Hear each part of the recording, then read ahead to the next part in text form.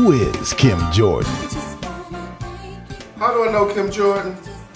I met her when I was 3 years old. The year was 1961. My mama brought home this big head, honey brown little girl with all this hair, and all she was doing was this.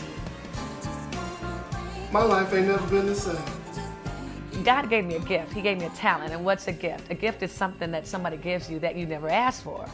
And so I always, my entire life, I've always had the gift of music. I could always play anything I wanted to from the age of 5.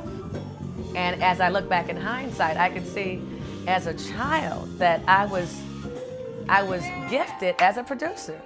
And I could hear where the strings were going. I could hear how they were supposed to flow. I could hear how the bass was supposed to be played. I could hear how the drummer was supposed to play what he played. I could hear how the vocalists were doing their doo-wops, and I'm from Detroit, so you know Motown was really a really big thing in my life, and it just a really huge influence. Kim left Detroit and headed for Washington, D.C. and Howard University.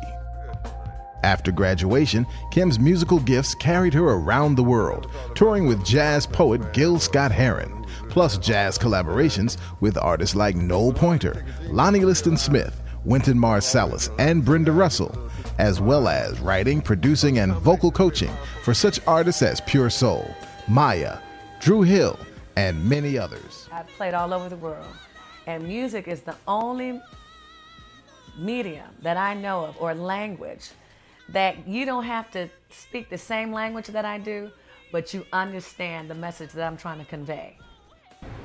Back in the 80s, Adams Morgan was a big hot spot. Lots of people, everybody was there, and Kim would perform at this great little spot called Cafe Lautrec, which pretty much became her home base. And every Tuesday and Thursday night she was there, and it was just an incredible electric energy in the spot, which Kim brought about with her piano playing.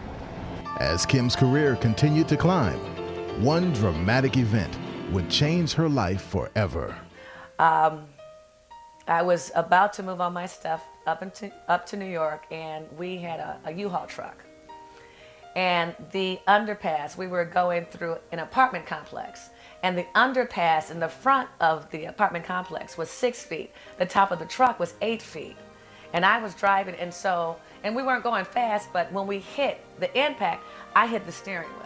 What I found out later was what the doctors call it was a head injury. And I sat down at the piano to play, and I really couldn't play.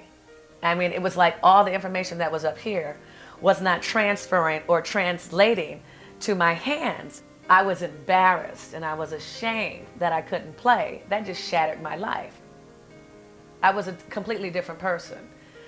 But I also found God, and that was the turning point in my life. You do feel very strongly about the fact that you came back, because it is my understanding that after your accident, there was a time when you weren't sure you would be coming back. I have been humbled. God talked to you. God was seriously talking to me, and I decided to listen this time.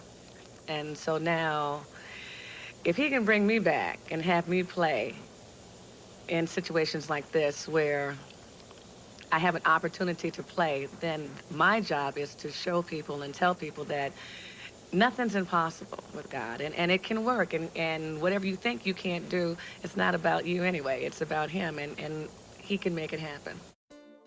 The greatest lesson that I believe that I've learned throughout this whole process is that I'm not in control, that God is in control, and that's how I live my life now.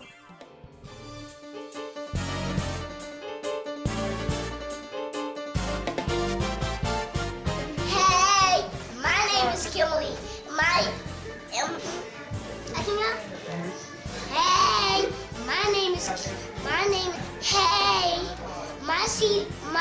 my picture is on Kim Jordan's CD, and I'm Kim Jordan. Hey, my picture's on Kim Jordan's CD, and my name is Kimberly too.